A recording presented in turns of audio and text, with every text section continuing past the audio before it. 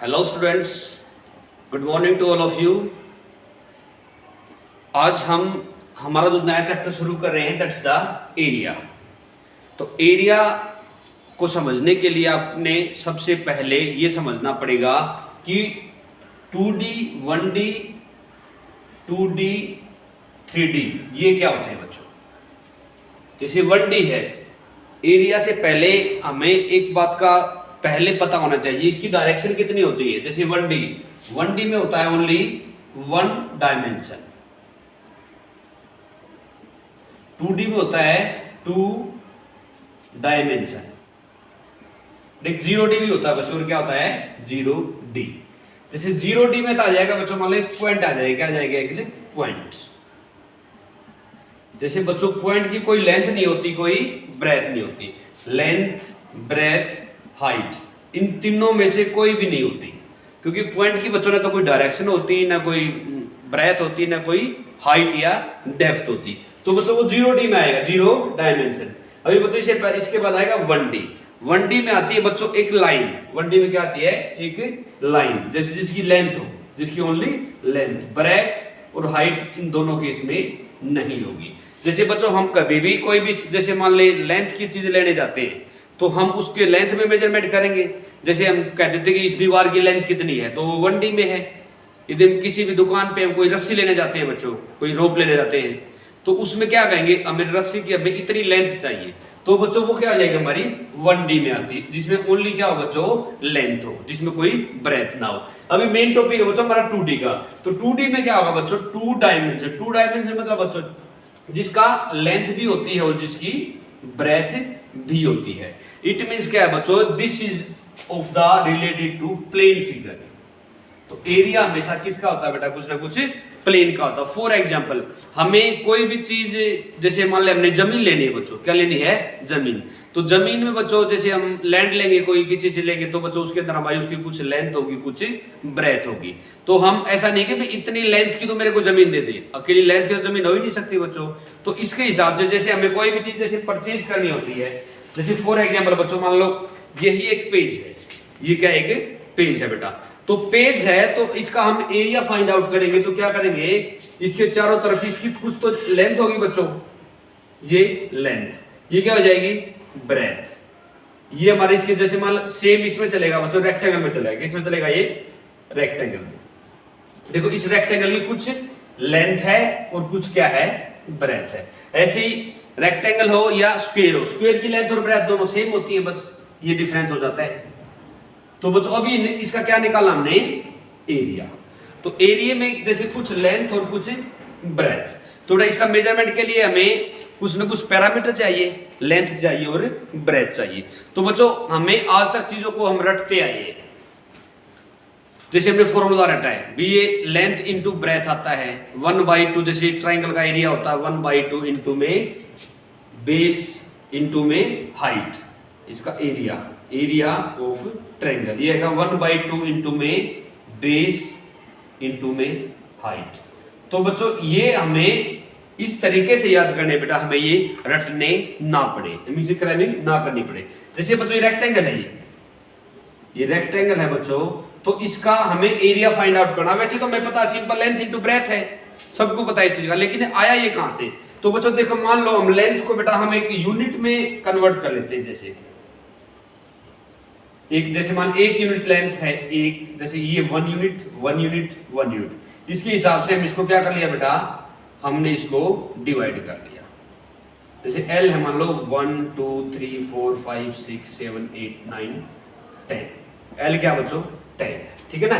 L कितना है, 10 है। और इसकी ब्रेथ है मान लो 1 2 3 4 5 6 1 2 3 4 5 6 7 ब्रेथ होगी बच्चों इसकी 7।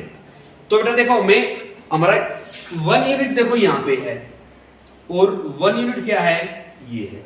तो एक छोटा सा एक डिब्बा बनना है बेटा, ये इस डिब्बे का एरिया है 1 मीटर स्क्वायर।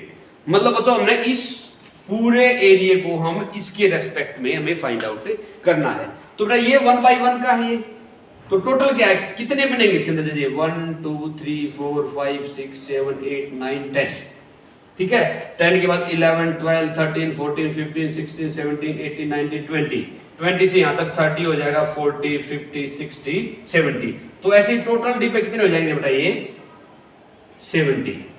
टोटल कितने हो जाएंगे हमारे 70। तो बच्चों ये कहां से आए हैं, एक मीटर स्क्वायर को ऐड करेंगे तो टोटल हमारे कितने आएंगे 70 मीटर स्क्वायर। कितना आएगा 70। यदि हमारे मीटर में है तो ये क्या आ जाएगा 70 मीटर स्क्वायर। तो बच्चों ये तो हमने एक इसको काउंट किया है, लेकिन हमें डायरेक्ट फॉर्मूला में क्या कर दिया हमने, ये यहाँ पे कितने हैं टोटल 10 है, यहाँ पे 10 इतने सेम यहाँ पे है 10 इंटू में 2 यहाँ तक हो गए 20, यहाँ तक हो गए 30, फिर यहाँ तक हो जाएंगे 40, यहाँ तक 50। तो 10 की टेबल कहां तक है 7 तक लेके चले जाएंगे तो क्या हो जाएगा हमारा टोटल हमारी बॉक्स काउंट हो जाएंगे। तो हमारा ये फॉर्मूला आ जाएगा 10 इंटू में 7, 10 यहाँ तक 10 यहाँ तक, देखो ये वाले यहाँ से लेकर यहाँ तक हमारे कितने हो गए बच्चों 10।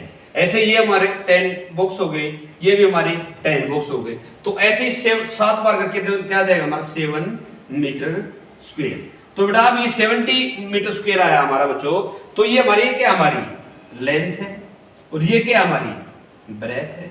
तो हमारा सिंपल फॉर्मूला क्या आ जाएगा बेटा, एरिया ऑफ रेक्टेंगल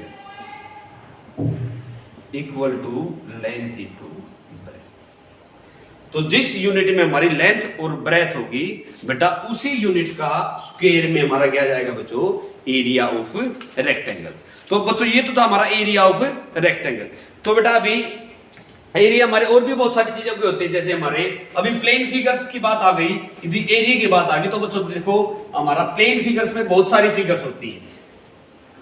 जैसे 1D तो एक लाइन में आ गई, 1D क्या आ गई एक लाइन, ठीक है ना, 1D क्या आ गई एक लाइन। तो बेटा इसको करने के लिए देखो पहले तो हमारा एक लाइन से तो इसमें बात बन नहीं सकती, तो एक से तो ज्यादा लाइन चाहिए इस प्लेन फिगर्स के लिए। तो इस प्लेन फिगर के लिए मानो लाइनों की बात होती है तो सबसे छोटी जो फिगर बनती है बेटा वो 3 ट्रायंगल बनती है, जैसे ABC। तो इसका एरिया हो जाएगा बेटा 1/2 इंटू में बेस इंटू में हाइट, 1/2 इंटू में बेस इंटू हाइट। तो ये हमारा बेस क्या है, मान लो 1/2 इंटू में बेस इसका है BC। तो बेटा BC जो हाइट होगी वो इसी के रेस्पेक्ट में होनी चाहिए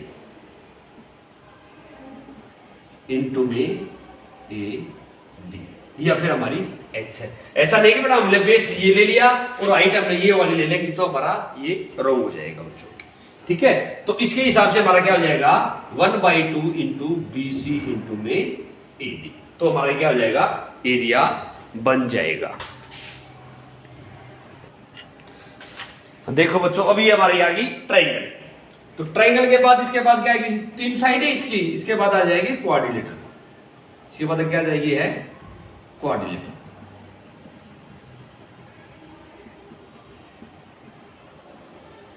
ये हमारी क्वाड्रिलेटरल। तो क्वाड्रिलेटरल में बहुत सारी टाइप्स होती है बच्चों, rectangle, square, trapezium, rhombus, parallelogram, ये हमारी बहुत सारी क्या है क्वाड्रिलेटरल में आ जाएगी। क्वाड्रिलेटरल के बाद आ जाएगी जैसे मान ले पेंटागन, जिसकी साइड है कितनी हो बच्चों 5 साइड है। S इक्वल टू क्या है साइड कितनी हो जाएगी 4, यहाँ पे साइड कितनी हो जाएंगे बच्चों 5, इसको बोलेंगे पेंटागन। ऐसे बच्चों हेक्सागन, हेप्टागन, ऑक्टागन, नैनागन। तो बच्चों हमारी सारी किस में आती है पॉलीगन्स में आ जाएंगी, सभी क्या हमारी सारी पॉलीगन। इस पॉलीगन की साइड कितनी है बच्चों 3, ट्रायंगल की, ये क्या है हमारी ट्रायंगल। और ट्रायंगल क्वाड्रिलेटरल भी एक पॉलीगन है, इसकी साइड कितनी होती है 4। पेंटागन में क्या बच्चों एक पॉलीगन है, इसकी साइड कितनी होती है 5, ठीक है। यदि रेगुलर पॉलीगन है तो इनकी साइड क्या होंगी बच्चों सेम हो जाएंगी, और इररेगुलर पॉलीगन है तो उनकी साइड क्या हो जाएंगी बच्चों डिफरेंट हो जाएंगी। अभी देखो बच्चों हमने एरिया कहां कहां निकालने की जरूरत पड़ती है। अभी सबसे मेन पॉइंट तो ये जो हमारा एग्जाम पॉइंट ऑफ व्यू है उसके हिसाब से क्वेश्चन कहां से बनते हैं देखो मान लो। तो देखो बच्चों यहाँ पे मान लो कहीं दीवार पे पेंट की बात हो रही है, कहीं दीवार पे किसकी बात हो रही है बच्चों पेंट की बात हो रही है। तो जहां पे जैसे मान लो अभी दीवार है, दीवार का कुछ ना कुछ एरिया होगा बेटा उस वॉल का, जैसे ये वॉल है तो जो एरिया पे पेंट होना है वो किस पे होगा बच्चों उसकी दीवार का जो प्लेन फिगर है उसके ऊपर पेंट होगा।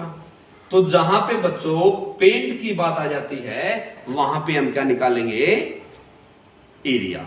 एरिया निकालेंगे और पर मीटर स्क्वायर के हिसाब से जितना उसका खर्च हो जाएगा तो उसका टोटल एक्सपेंडिचर बन जाएगा। ठीक है बच्चों, जैसे जहां भी हमने पेंट की बात आ गई तो वहां पे क्या निकलेगा हमारा एरिया। कोई और देखते हैं बच्चों, फॉर एग्जाम्पल जैसे हमारी छत पे फॉल सीलिंग होती है बच्चों, क्या होती है हमारी छत पे ऊफ पे फॉल सीलिंग होती है। तो फॉल सीलिंग बच्चों जैसे ये हमारी ये ऊपर ये हमारी छत है, ऊफ है हमारी ये, तो बच्चों इसके ऊपर यदि फॉल सीलिंग करनी है तो इस छत का भी क्या होगा बेटा, एक कुछ न कुछ पर्टिकुलर एरिया होगा। तो एरिया निकाल के उसका छत का एरिया निकालने के बाद फिर हम उस पर क्या करेंगे बच्चों, इनटू में जो उसका 1 मीटर स्क्वायर का 1 यूनिट स्क्वायर का जो उसका खर्च है वो हम उसको मल्टीप्लाई कर देंगे, पूरा खर्च आ जाएगा। अभी बच्चों जैसे मान लो अभी इसी रूम में ही कारपेट बिछाने की बात हो रही है, किसकी, इसी रूम में कारपेट बिछाने की बात हो रही है। तो बेटा उस कारपेट बिछाने की बात है तो इसका मतलब क्या है बच्चों, उसके अंदर भी उस फ्लोर का उस फर्श का क्या निकलेगा बच्चों, एक एरिया निकलेगा और जो पर मीटर स्क्वायर के हिसाब से जो उसका खर्चा है उसको इनटू में मल्टीप्लाई कर देंगे, वो क्या हो जाएगा। जैसे बच्चों यही एक डिब्बा है, मान लो क्या है, ये डिब्बा है, इसको बेटा मान लो हमें क्या करना है, डेकोरेट करना। क्या करना बच्चों, डेकोरेट करना। यहाँ पे मान लो बेटा पेंटिंग बनानी, इसके अंदर क्या बनानी है, पेंटिंग। इस जगह पे जैसे इस जगह पे पेंटिंग बनाएंगे, उस पेंटिंग का खर्च होगा भाई इतना पर मीटर स्क्वायर के हिसाब से हमारा खर्च लग गया, तो बेटा इसका टोटल एरिया निकालेंगे हम, ठीक है ना। और इनटू में पर मीटर के स्क्वायर के हिसाब से जो इसका एक्सपेंडिचर होगा, जो इसका खर्चा होगा वो मल्टीप्लाई में हो जाएगा। तो टोटल इस दीवार की पेंटिंग का खर्च हो जाएगा। ऐसे बेटा बच्चों मान लो ये एक रूम है, जैसे रूम ही मान सकते हैं इसको, क्या मान सकते हैं, रूम।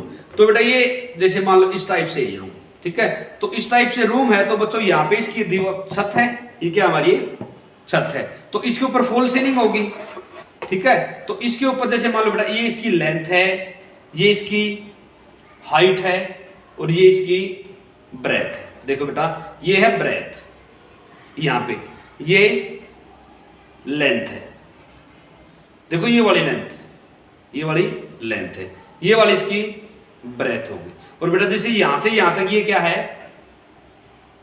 हाइट है, ये क्या बच्चों, हाइट है। तो ध्यान से देखना बच्चों, मान लो हमें फॉल सीलिंग करवानी इसके ऊपर, तो फॉल सीलिंग में तो बेटा ये वाला एरिया आएगा ना, देखो ये वाला एरिया, तो इस एरिया में फॉल सीलिंग करवानी है बच्चों। देखो पहले हमें इसका एरिया निकालना पड़ेगा, इसका एरिया निकालने के लिए क्या करना पड़ेगा, ये तो लेंथ है और ये ब्रेथ है, तो लेंथ इंटू ब्रेथ और जो पर मीटर के स्क्वायर के हिसाब से जो इसका एक्सपेंडिचर है उसको मल्टीप्लाई में हो जाएगा। और दूसरी बात बच्चों देखो, मान लो हमने अभी दूसरी और क्वेश्चन हमारा बदल गया। अभी मान लो हमें इस दीवार पे पेंट करवाना है, किस दीवार पे, इस दीवार पे पेंट करवाना है, तो बेटा इस अकेले इस दीवार के पेंट का खर्च क्या आएगा, इस दीवार का एरिया और गुना में इसका 1 मीटर स्क्वायर का जो इसका एक्सपेंडिचर है। तो बच्चों इस दीवार का अकेले इस दीवार का एरिया क्या हो जाएगा, लेंथ इंटू में हाइट। तो इसका दीवार का क्या एरिया, लेंथ इंटू में हाइट। तो इसका क्या होगा बेटा, इसी दीवार का क्या होगा, एरिया, क्योंकि ये लेंथ है और ये क्या बच्चों, हाइट है। ये क्या है, हाइट है। तो ये लेंथ थी, ये हाइट है, ये ब्रेथ है और ये क्या है, हाइट है।